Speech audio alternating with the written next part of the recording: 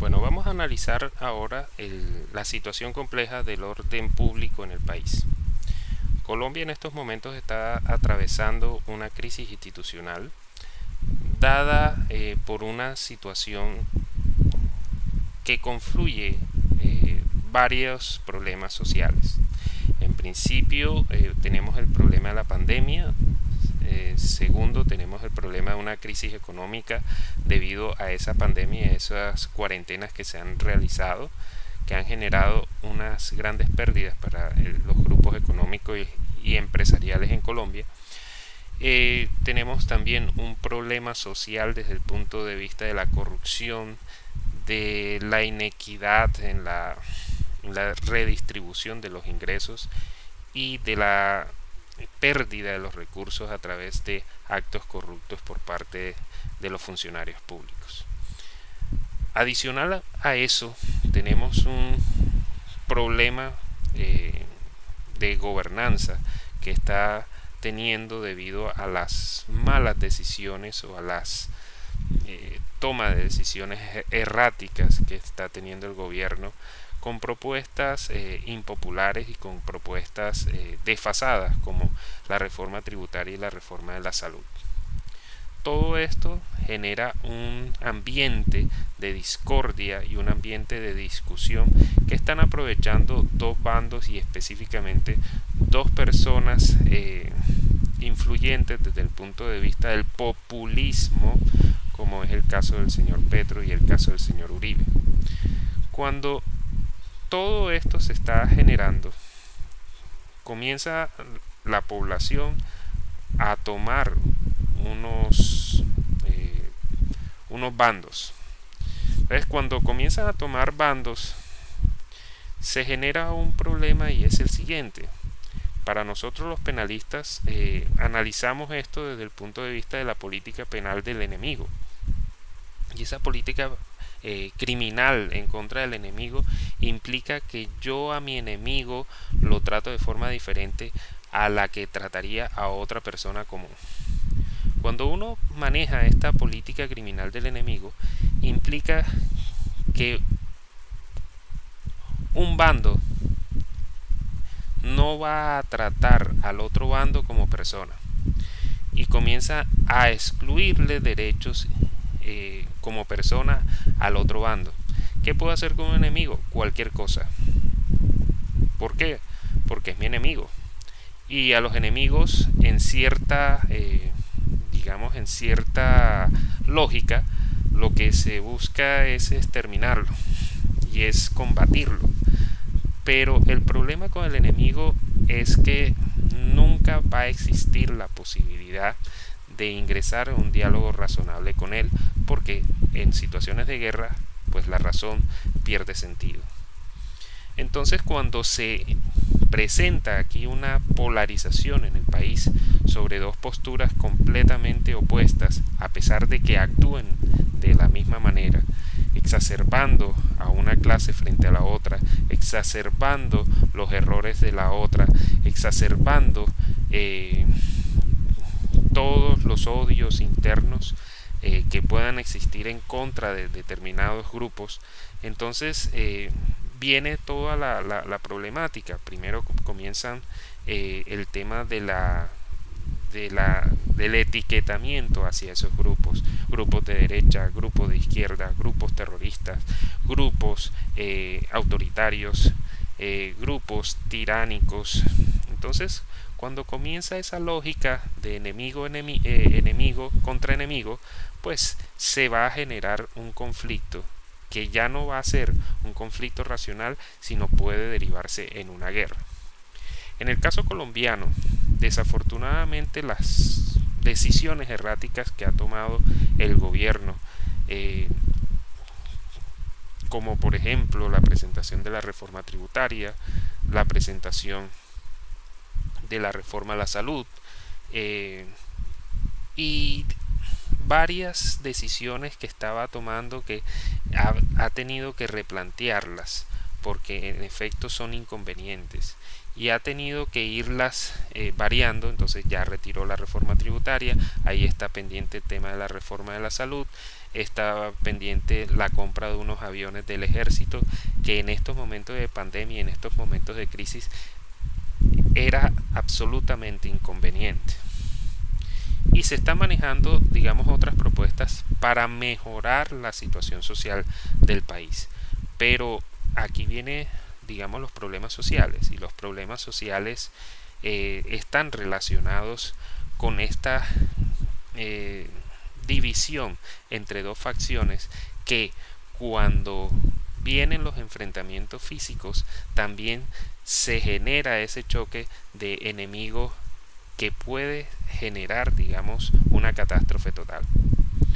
Cuando tenemos por un lado manifestantes que están en desacuerdo con posiciones del gobierno y que en efecto son absurdas, la manifestación es un derecho democrático y en efecto no se puede reprimir de manera inclemente, digamos, con la fuerza, y tratar de acallar ese ejercicio de un derecho a través de la fuerza, a través de la censura, pues no es posible y no es, digamos, acorde con un Estado social y democrático de derecho. Pero por el otro lado, tenemos que entender que tenemos, digamos, una fuerza pública que está diseñada para restablecer el orden público interno. Pero en una situación de pandemia, esta fuerza pública tiene unas situaciones muy particulares, y es que cuando va a actuar tiene que tener unos controles, y desafortunadamente en esta era los controles institucionales, como la Procuraduría, la Fiscalía, la Contraloría, el Defensor Público, el Defensor del Pueblo, pues estos, digamos, entes institucionales no pueden estar presentes debido a la pandemia y se encuentran encerrados. Esto hace que la fuerza pública tenga menos control institucional. Pero hoy en día el control que se está haciendo por parte de la población hacia las acciones de la policía es a través de los videos, y es a través de las redes sociales, y es a través de la publicación de las actuaciones que viene haciendo la fuerza pública en el ejercicio de sus funciones de restablecer el orden público. Y dentro de esa situación, la información que se proyecta es bastante compleja, y la fuerza pública queda en medio de la visión pública y de la vista pública de toda la sociedad, con acciones que pueden o que evidentemente extralimitan sus funciones. Entonces viene la gran problemática. La fuerza pública, entonces, desde el punto de vista institucional, debido a la pandemia, no está teniendo suficientes controles, pero el mayor control que está recibiendo la fuerza pública es a través de los medios de comunicación, a través de las redes sociales y a través de los videos que están publicando los manifestantes. Por el otro lado, tenemos a los manifestantes, y como les dije, los manifestantes tienen todo el derecho constitucional a manifestarse a través de una marcha.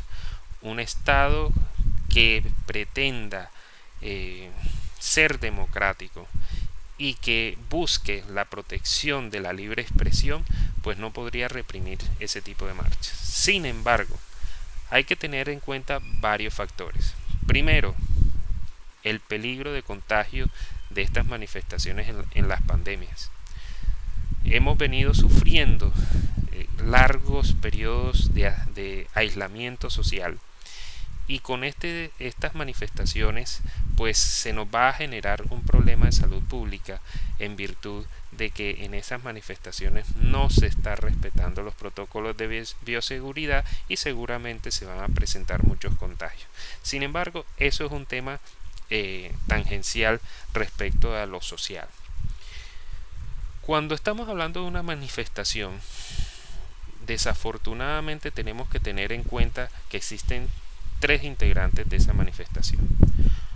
Los que participan con el convencimiento y con la intención de protestar desde el punto de vista ideológico, que son aquellos que marchan pacíficamente en las manifestaciones y a los cuales no se les puede tocar un pelo y a los cuales no se les puede agredir por parte de la fuerza pública.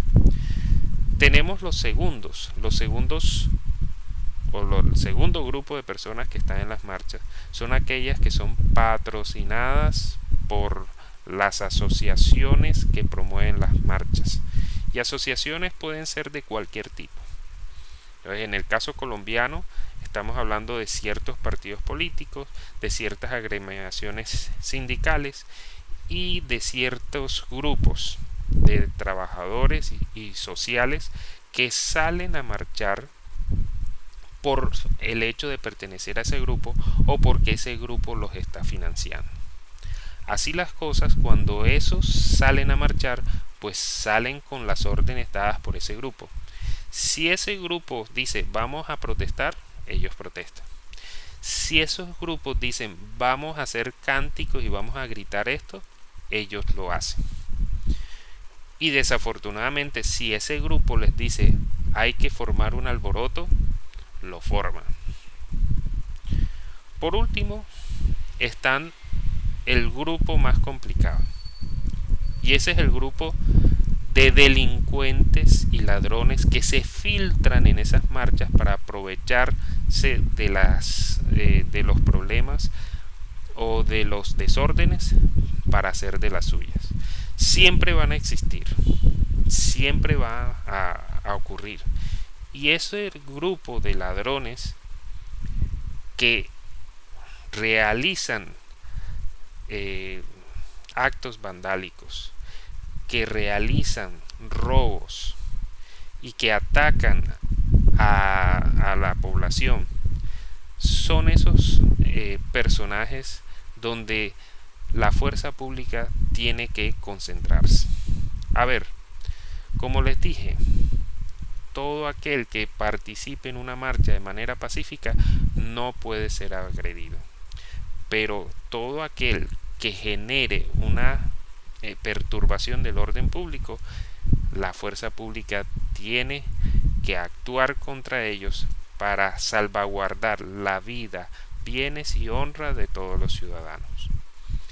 De esta manera tenemos que enfatizar que de existir un grupo dentro de una manifestación que está realizando actos digamos agresivos o violaciones a derechos, la fuerza pública tiene que actuar.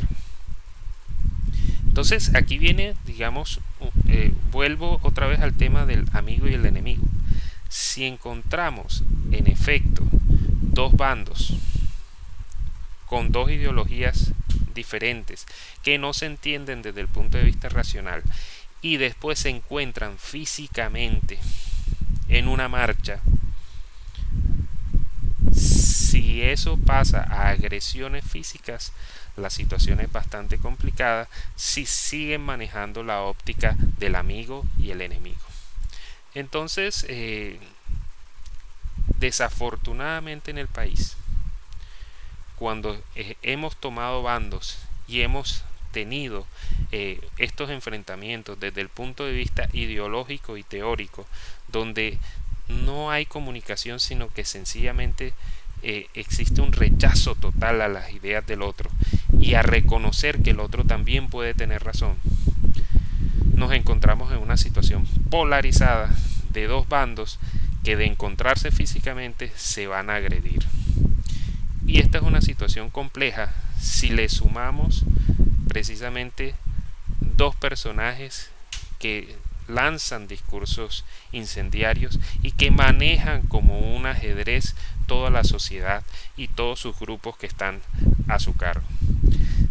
Igualmente, si adicionamos a ese conflicto los discursos de resentimiento de las clases sociales, también tenemos un gran problema.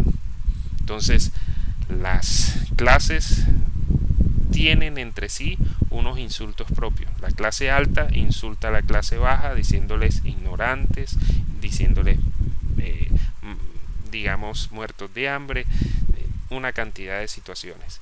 Y los de la clase baja tienen también insultos hacia la clase alta: corruptos, ladrones, digamos manipuladores, y tiene una cantidad de situaciones. Entonces, cuando comienzan esos insultos y cuando comienzan discusiones en el sentido de qué está haciendo el gobierno, qué está haciendo la oposición, hacia dónde vamos como país, estas polarizaciones evitan que en efecto entremos en un diálogo razonable. Cuando estos personajes comienzan a hacer discursos donde esos discursos más que argumentos son falacias, la situación de verdad se complica y viene el derecho penal del enemigo y vienen las confrontaciones en donde ese enemigo, todo el que piensa diferente a mí, ese enemigo, el que está en mi el que me contradice, ese enemigo, la persona que está del otro bando. Cuando ocurre esta situación, estamos a portas de un enfrentamiento y de una situación de guerra que no se debe presentar. El llamado es nuevamente a comunicarnos, a entender que hay situaciones que tienen que cambiar y hay situaciones que no pueden seguir pasando porque sigue habiendo, digamos, el conflicto social y la destrucción de la sociedad para poder seguir adelante como país. El proyecto es entender que un bando y el otro bando también pueden tener la razón y que hay que tomar de ambos bandos lo mejor para seguir adelante como país y seguir progresando como país en medio de un diálogo razonable y que cambien las cosas, pero que cambien dentro de un rango razonable. De nada sirve paralizar a todo un país cuando genero desabastecimiento alimentario, cuando genero desabastecimiento de drogas y de medicamentos. De nada sirve si se paraliza un país y la economía que genera empleo y que genera riqueza y que genera bienestar se paraliza y se empobrece. No podemos seguir en esta situación de conflicto que nos va a llevar a una situación de ingobernabilidad y de conflicto, digamos, primero físico, y esperemos que no lleguemos a una situación de conflicto armado más grave. Ese no es el camino y tenemos que trabajar para que las cosas se solucionen de la mejor manera.